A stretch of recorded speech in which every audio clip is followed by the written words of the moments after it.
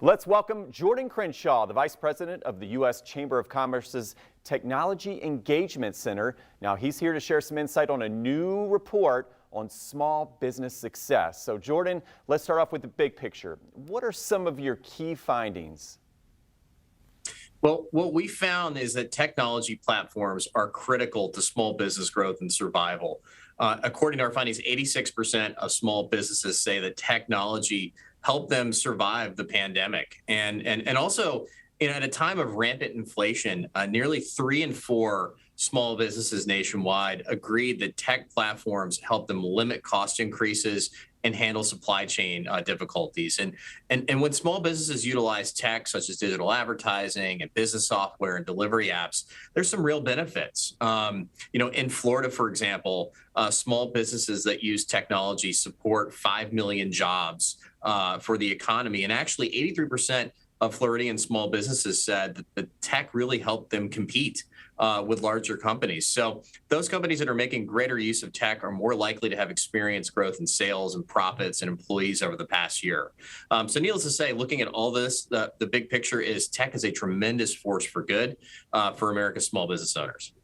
Very good. Yeah, and Jordan, we've got just so many different social media platforms, financial tech, apps, so that all goes into the equation you're seeing in this report. Now, how are they actually helping to support the small businesses? Well, things like social media are helping small businesses compete and reach customers that they previously wouldn't have had access to. In fact, 92% of small businesses said social media helped them find new customers. Delivery apps, which we've all begun to use more during the pandemic in the last couple of years, have connected small businesses like restaurants and grocery stores to consumers, and it's helping them create new jobs too. 73% of the small businesses that we polled are using delivery apps actually grew their workforce. And then, you mentioned payment apps. Our study showed that 80% of Americans have used a payment app in the last month. And I was actually at a farmer's market last week, and all of the small businesses in their tents are using a payment app to ensure that their customers can go cashless. So, payment technologies are helping small businesses too, like food trucks participate in an increasingly cashless and more digital society. Okay, and what effect has this technology had on women and minority-owned small businesses?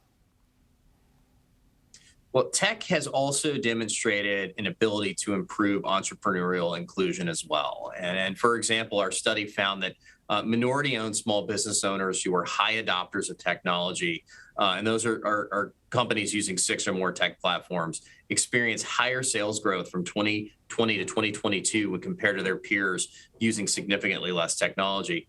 On that same note, the majority of small businesses owned by women, those who were high adopters of tech, were also able to hire more workers than their less enthusiastic tech counterparts. Now, is there potential legislation aimed at targeting big tech that could unintentionally harm these small businesses? So what we're seeing in Washington, D.C., Congress is looking at things like privacy legislation that if Congress doesn't get it right, could have some severe unintended consequences for businesses of all sizes, large and small, across a variety of sectors. The Federal Trade Commission is also looking at its own privacy rules and also making rules that would forbid companies like gig economy companies from communicating opportunities to potential new workers. So one of the things we found in this report, though, was that 4 in 5 small businesses said that limiting access to data would harm their operations. And that's why it's so important that we make sure that we get policy right in Washington and push back against those policies that could hurt small business. And it's why Congress really needs to get to work to roll up its sleeves to pass a truly national privacy bill that works for small businesses. Also, Congress needs to focus on policies that upskill the workforce and prepares workers for the demands of the digital economy. And finally, Congress and agencies also need to provide workers with an environment that enables them to have more flexibility so they can reap the benefits of things like the gig economy. Okay, thank you so much, Jordan Crenshaw. And if folks want to get involved, find more resources or information, where can they go? If you want to learn more about our study, if you want to learn more about any other the work we're doing at CTech, I encourage you to visit AmericanInnovators.com. All right, thank you so much. And of course, you can head to our website as well, and that is firstcoastliving.net.